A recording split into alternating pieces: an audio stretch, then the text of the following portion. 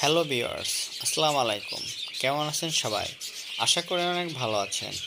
আজ আপনাদের সামনে বাজরিকার পাখি ডিম জোড়া কিভাবে জোড়া দিতে হবে, যেভাবে বুঝবেন আপনি যে আপনার পাখিটি জোড় নিচ্ছে এবং কিভাবে বুঝবেন আপনার পাখিটি এখন ডিম পাড়ার সময় হয়েছে, এই ব্যাপারে ছোট্ট একটি ভিডিও করছি।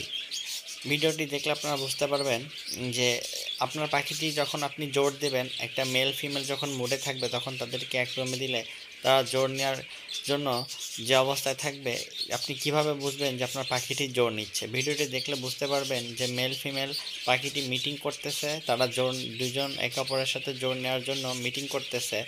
এই ভিডিওটি দেখলে আপনারা বুঝতে পারবেন এইভাবে হচ্ছে বাজরা পাখি মেল ফিমেল যখন মিটিং করে তারা তখন জোর নেওয়ার জন্য মিটিং করে। এভাবেই সাধারণত বাজরিকা সব ধরনের পাখি জোর নেওয়ার জন্য মিটিং করে থাকে।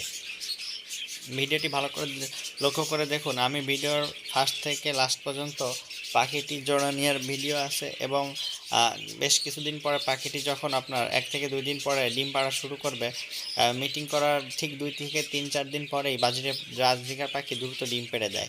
তো ডিম পাড়ার আগের মুহূর্তের যে লক্ষণ থাকে, হাড়ির ভিতরে সে কীভাবে ঢোকে বেরোয়, সেই ব্যাপারেও ভিডিও করা আছে আমার কিছুদিন ধরে, এবং অবশেষে যখন পাখিটি ডিম পাড়ে সেই ভিডিওটি আমার করা আছে।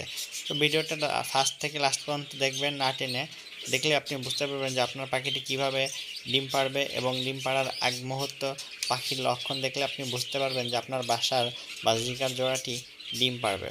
তো ফার্স্ট ভিডিও শেষ, এবার সেকেন্ড ভিডিওটি দেখে লক্ষ্য করুন যে যখন ফিমেল হাড়ির ভিতরে ঢুকবে এবং ভিতরে বসবে তখনই বুঝতে পারবেন যে তার ডিম পাড়ার সময় হয়েছে, এবং মেল পাখিটা সবসময় বাইরে থাকে আর ফিমেল পাখিটা হাড়ির ভিতরে যাওয়া আসা করে।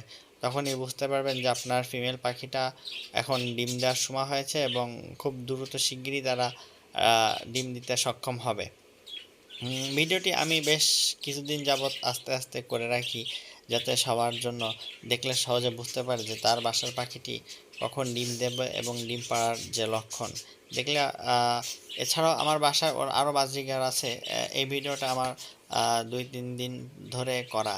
আস্তে আস্তে দেখুন, ফিমেল পাখিটা হাড়ির ভিতরে ঢুকবে বেরোবে, ঢুকবে বেরোবে। এটা হচ্ছে আপনার প্রথম ডিম পাড়া লক্ষণ। এই সেটটা আমি নতুন সেট করছি।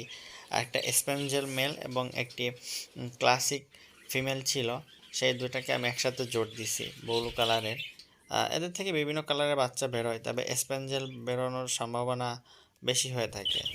সো এই ভিডিওটি দেখলে আপনারা বুঝতে পারবেন যে এই দেখেন, আমি অনেক দিন ধরে ভিডিও করছি, এখন আপনারা দেখেন যে ও ডিম নিয়ে বসে আছে। এটি হচ্ছে আপনার প্রথম থেকে প্রায় সপ্তাহখানিক পরের ভিডিও।